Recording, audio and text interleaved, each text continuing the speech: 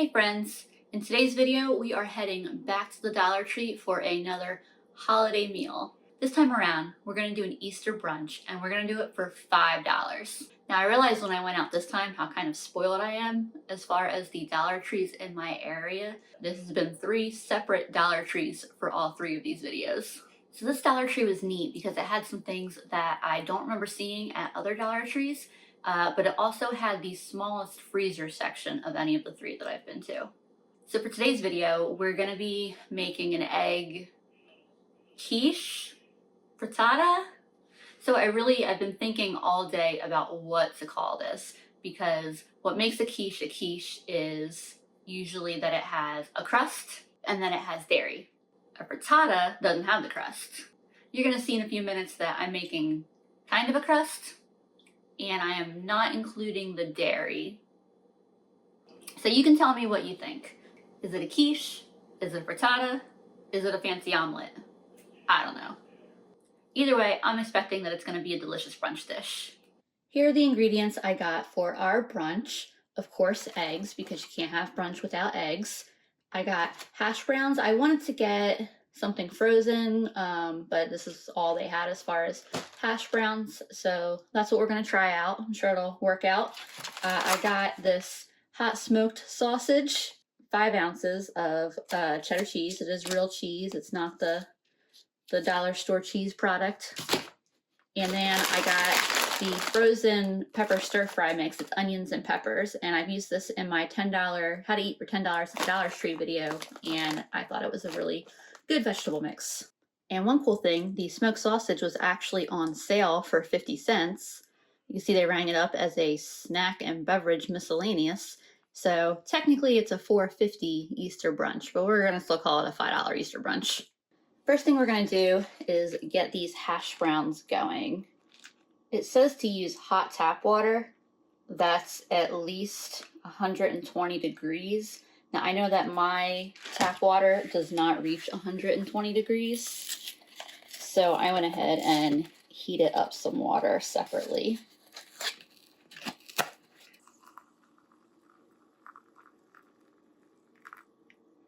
I think that's about to the line. We're gonna call it there.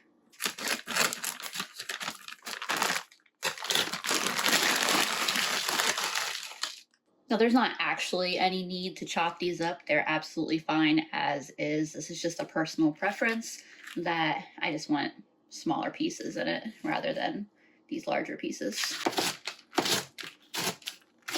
And you can see I didn't really cut them too small. I just wanted them in smaller pieces, you know? And I'm just gonna let them cook for a little while. I don't want to put cold frozen vegetables into my dish, and I think that the onions will taste a lot better if they're cooked a little bit. But if y'all love raw onions, by all means. I'm just not a huge fan of raw onions. While my pan's getting hot and the veggies are going, I'm gonna go ahead and deal with this sausage, which is kind of like a big smoked hot dog. I think it's a little bit generous calling it a hot smoked sausage, but that's all right. I don't remember if I mentioned that I wanted to get like a diced ham. Editing Lisa later is either going to be like, nope, good thing you mentioned it now, or like, Lisa, you just said this, get it together. And they didn't have it. They had a really limited selection at this Dollar Tree. And so I figured this is the best next thing. I looked at the like Spam, but it was like, if it had been regular Spam, I would have went for it. I would have tried it, but it was knockoff Spam, and it just, here, I'll show you the clip of what it looked like in the store. And yeah, it was the pork plasma was the ingredient that threw me off. So I tried to do a quick Google search of it in the store, and all I was coming up with was whether pork plasma was safe to use in pet foods, and I don't know, I decided that this was just the option I was gonna go with. Like, I'm also from South Jersey. One of my favorite foods is scrapple. If you're from the area and you know what scrapple is, then you're probably like Lisa, you will eat any pork product. Like, you know, what's a little pork plasma? It was a little intimidating even for this scrapple eating girl. All right, I'm gonna say that this looks kind of like diced ham or cubed ham. I'm gonna fry it up in the pan in a minute, and hopefully it'll be good, I'm sure.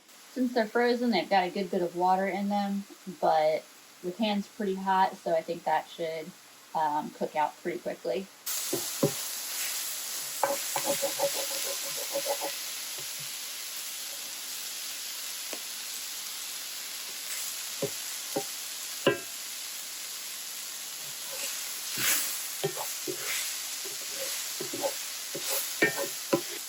Alright, I'm turning the heat off, and I'm letting just the residual heat cook the rest of this, or rather heat up the rest of this, because it's all already cooked at this point.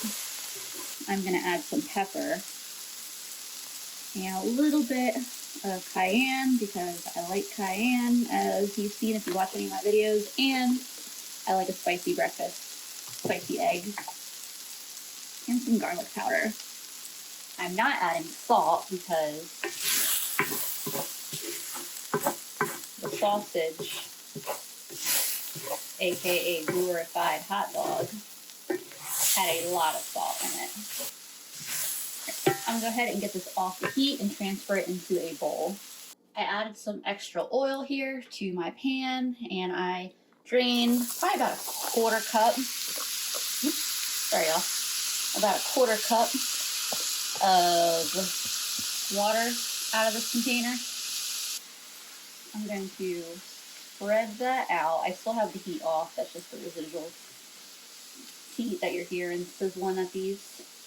Now my original plan was to do these with, I was hoping they had tater tots. And I was going to bake the tater tots in the oven, because that's like, I guaranteed, you know, that they were going to get nice and crispy in the oven that way.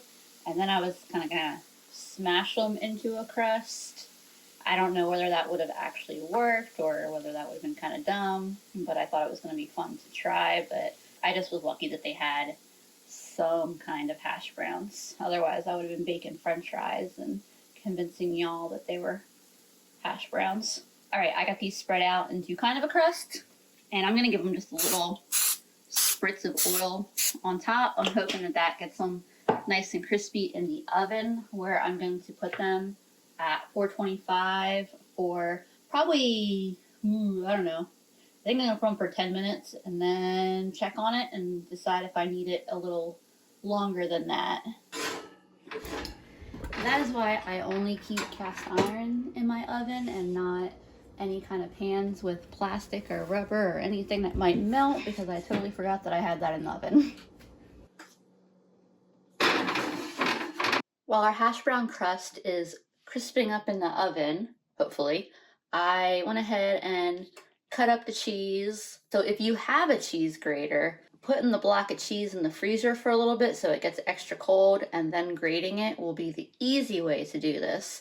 But if you don't have a cheese grater and you're using a block of cheese, cutting it with a knife really isn't that bad or time consuming. So that's what I did. The other thing we're gonna do while our crust is in the oven is we're gonna go ahead and crack open these eggs. I haven't fully decided how many we're gonna use yet. So they're medium eggs, and it's a fairly large pan, but there's also a good amount of cheese and vegetable and meat filling. So I'm still kind of playing that by ear.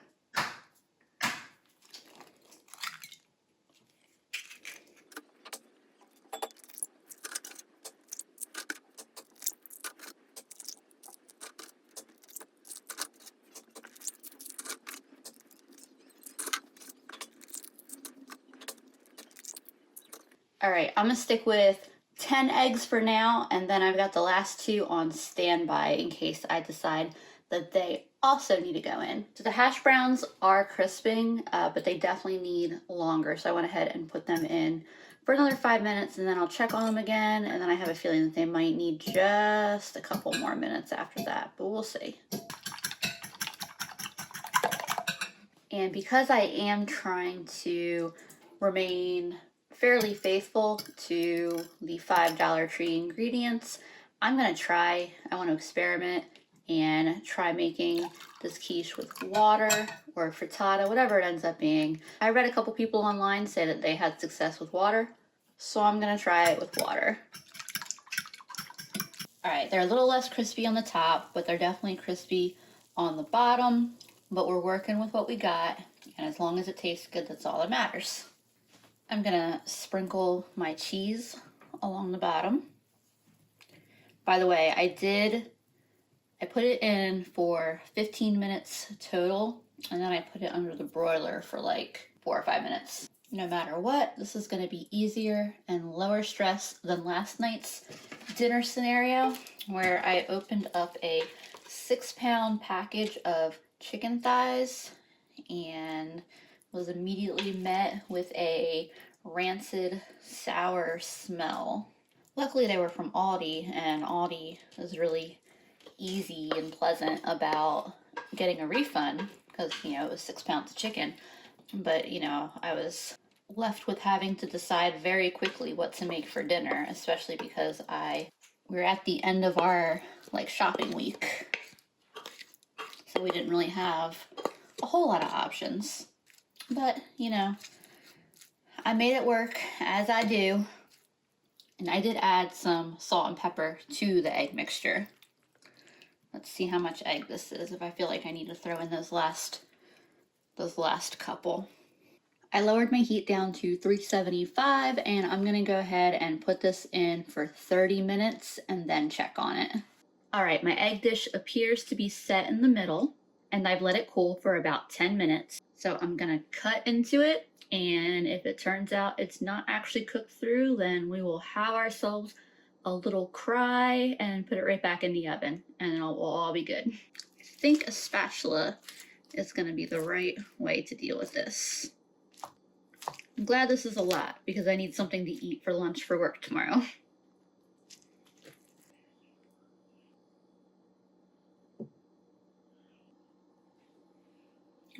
That is good. I'm sure that milk or cream would have enhanced it, but this is not a dense egg dish at all. I was a little unsure how the hash brown crust was going to turn out, but it was a winner. It definitely doesn't quite taste like ham, but honestly it doesn't quite taste like a hot dog either.